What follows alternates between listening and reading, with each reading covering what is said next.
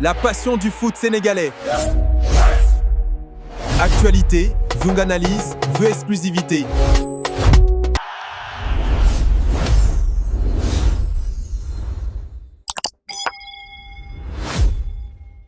Bonjour et bienvenue.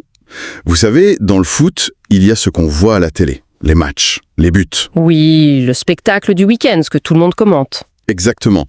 Et puis il y a tout ce qui se passe en coulisses. Une compétition beaucoup plus discrète. Une guerre de l'ombre presque. C'est ça. Une guerre qui se joue des années à l'avance pour dénicher les pépites.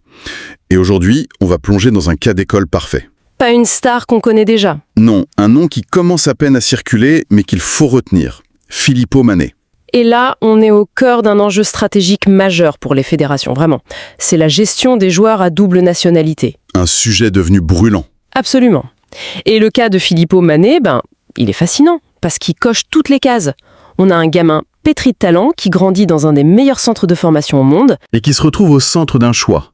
D'un dilemme, oui, entre deux grandes nations de foot. Donc notre mission, aujourd'hui, c'est de regarder ce joueur à la loupe, de comprendre son potentiel et surtout de voir pourquoi son cas est un vrai casse-tête stratégique, en particulier pour le Sénégal. Alors, pour commencer, qui est-il exactement? Posons les bases. Filippo Mané, donc, père sénégalais, mère italienne. Et le détail qui frappe tout de suite, c'est son club. Il n'est ni en Italie, ni au Sénégal, mais en Allemagne, au Borussia Dortmund. Et pour l'instant, il joue pour les équipes de jeunes italiennes. C'est ça. Mais alors arrêtons-nous juste une seconde sur Dortmund. Oui, ce n'est pas anodin. Pas du tout. C'est peut-être même l'info la plus importante de son CV. Le Borussia Dortmund, ce n'est pas seulement un grand club, c'est une philosophie. Une usine à talent. C'est exactement ça.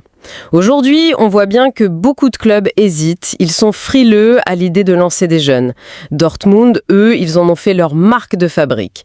C'est une machine reconnue pour son exigence, sa rigueur tactique. Et surtout, ils leur font confiance. Voilà, une confiance quasi aveugle.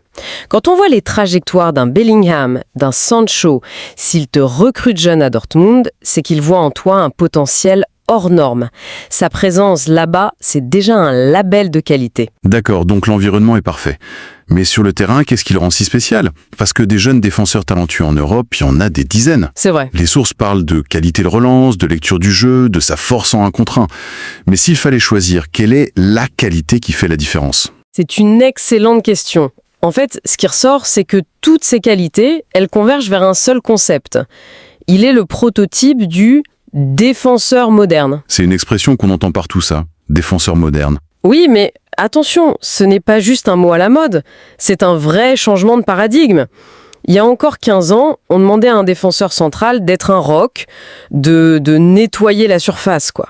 D'être un stopper pur et dur. C'est ça. Aujourd'hui, on lui demande d'être le premier meneur de jeu. C'est un peu une fusion entre le libéro à l'ancienne, celui qui lit le jeu, et un milieu organisateur.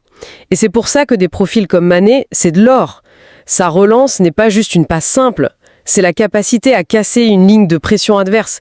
Il ne subit plus le jeu, il l'initie depuis l'arrière. On mentionne aussi son aisance à jouer dans une défense haute. Ça aussi, j'imagine, ça fait partie du package du défenseur moderne. Complètement. Mais ça me paraît incroyablement risqué, surtout pour un joueur aussi jeune. Est-ce qu'il a vraiment la maturité pour assumer ça? On ne s'emballe pas un peu? Tu mets le doigt sur un point essentiel. Jouer dans une défense haute, pour un défenseur, c'est un cauchemar permanent, un test de QI chaque seconde. Il y a 50 mètres dans ton dos. Exactement. Tu dois gérer un espace énorme, une erreur d'alignement, une demi-seconde d'hésitation, et c'est fini. L'attaquant est parti et ton équipe est punie. D'accord. Le fait qu'il soit non seulement capable, mais à l'aise avec ça à son âge, ça montre qu'on ne parle pas que de vitesse. On parle d'une maturité tactique qui est rarissime. C'est là que sa formation à l'allemande à Dortmund prend tout son sens. On lui apprend à penser le jeu, à anticiper. Il est en train de devenir un joueur cérébral. Ok, donc on a ce profil de joueur quasi parfait, un talent brut qui est poli dans une des meilleures académies. Mais c'est là que le vrai casse-tête commence. D'un côté, l'Italie, où il est né, où il joue. De l'autre, le Sénégal, la terre de son père. Comment est-ce qu'on gère ça du point de vue d'une fédération comme celle du Sénégal, tiens? C'est le nœud du problème. D'un côté, son parcours avec l'Italie est logique. Il est né là-bas, il a été repéré tôt par les scouts italiens, donc il n'y a rien de surprenant. c'est le chemin naturel. C'est le chemin naturel. Mais l'erreur, ce serait de croire que la partie est déjà jouée. L'histoire récente du foot est pleine de joueurs qui ont changé d'avis sur le tard. C'est vrai. Le choix final, c'est complexe. Il y a les racines familiales, bien sûr. Mais de plus en plus, c'est le projet sportif qu'on te présente qui fait la différence. Et c'est là-dessus que le Sénégal a une carte immense à jouer. Mais est-ce que ce dossier est si crucial que ça pour le Sénégal? Je veux dire, ils ont déjà une équipe formidable, des joueurs de classe mondiale.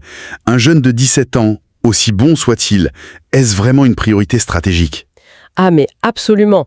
C'est même ça la définition d'une vision à long terme. D'accord. Les grandes nations ne pensent pas à la prochaine CAN, elles pensent aux 3 prochaines.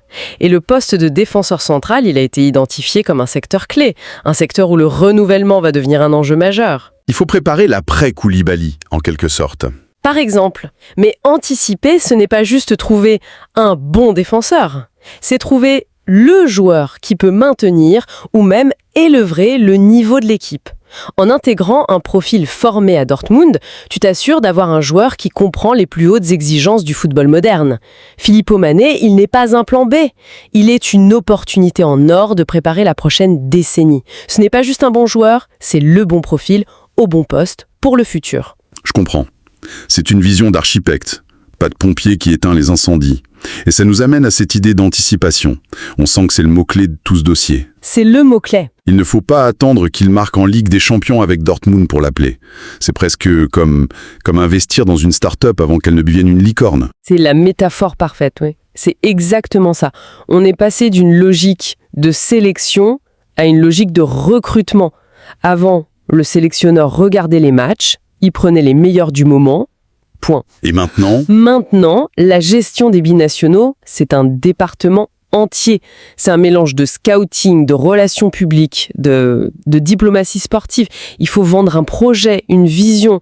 La compétition, elle ne se joue plus entre 2 clubs, mais entre 2 fédérations, en coulisses, des années avant la première sélection.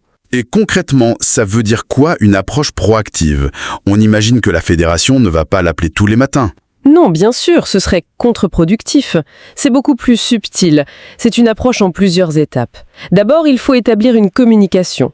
Pas pour le harceler, mais juste pour lui dire « On te suit, on sait qui tu es, et on est fier de ton parcours ». C'est créer un premier lien. Ok.